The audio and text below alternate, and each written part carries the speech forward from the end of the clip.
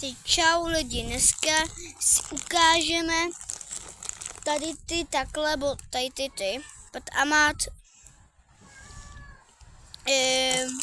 tady ty Pat Amat, víte, bonbonky.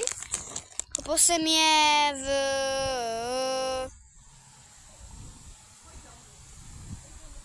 Čížový, v krámu, to hřiště, kde jde dolů, v té škole, tak takhle to nějak vypadá. Když to jdou chutnat, zbývají zpívá.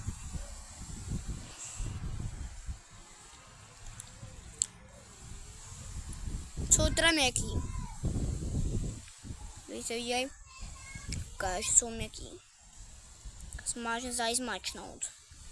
Teď každému chodáme červený. Dobrý.